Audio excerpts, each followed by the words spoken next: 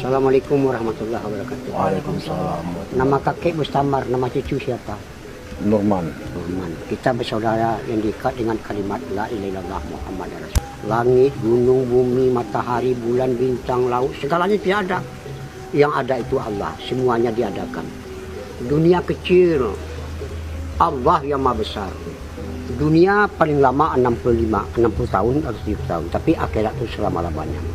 Jadi orang yang pintar itu dia memikirkan hidup sesudah mati dan hari akhirat. Tapi kalau orang yang bodoh dia memikirkan makan, minum, kawin, uang sebanyak-banyaknya.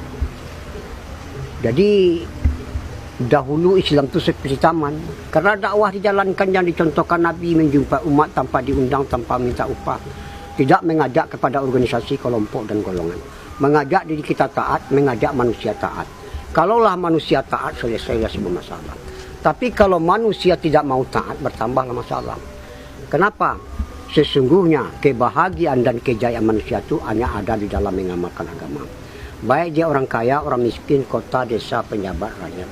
Kalau mereka mengamalkan agama, inilah orang yang berhasil yang sementara dan berhasil di akhirat selama-lamanya. Kalau dia mengamalkan agama, selesailah semua masalah.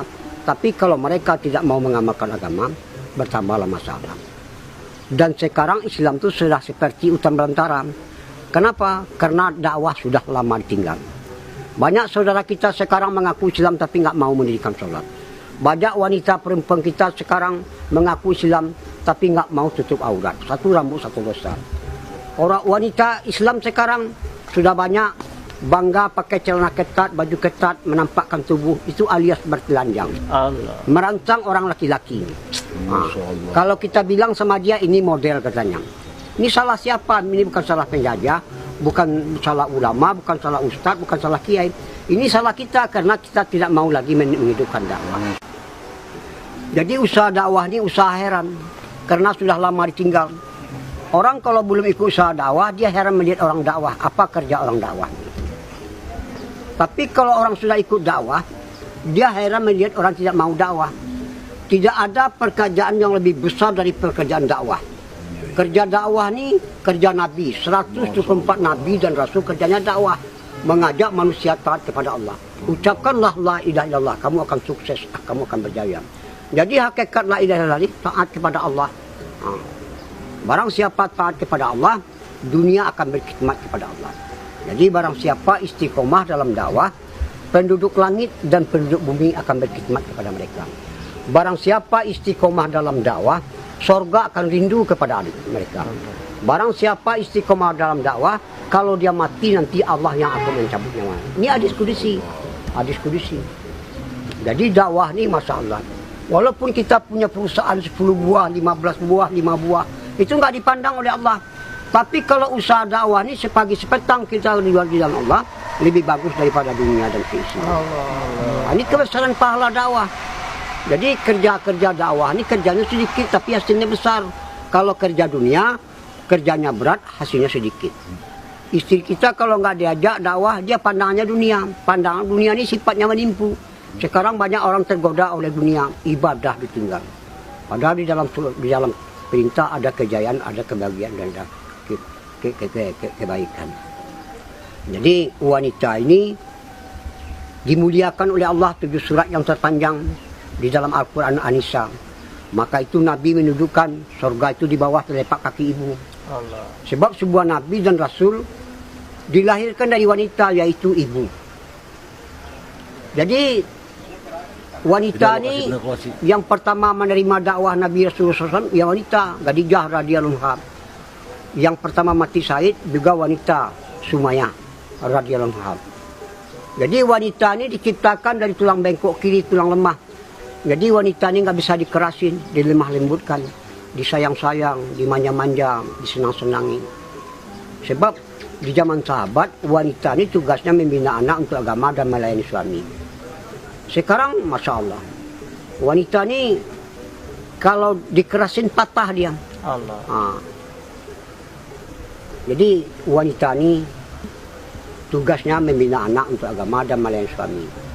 Sekarang wanita sudah rosak di mana-mana. Sekarang wanita di pom bensin, di pasar-pasar, di swalayan, di mal-mal, di pabrik-pabrik, sampai sekarang wanita jadi TKW sekarang.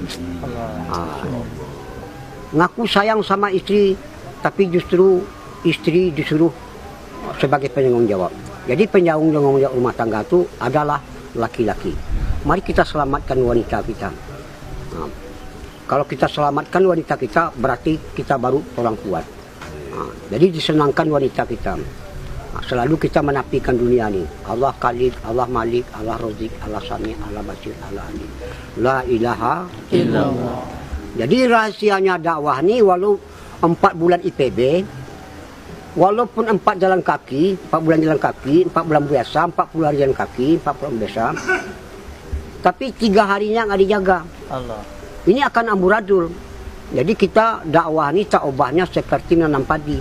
Jadi kalau keluar 40 hari, 4 bulan itu masa training latihan yang dakwah tu dimakomi di kampung kita sendiri.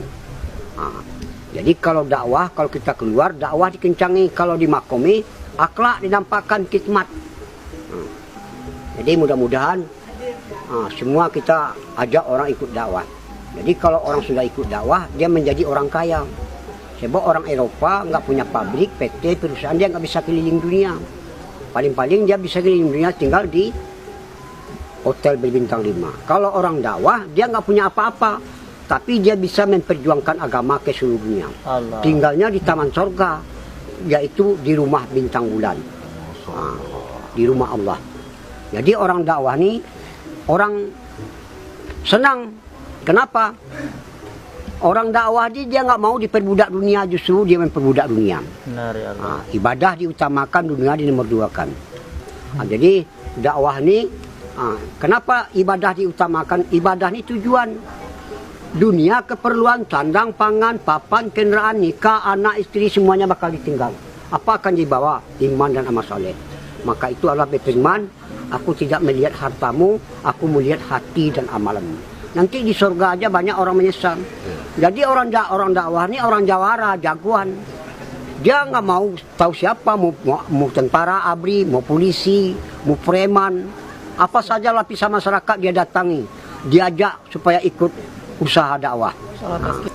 Jadi kita, sebab dakwah ini tugasnya 3, ta'aruf, ta'aluf, targhib, dan taskin.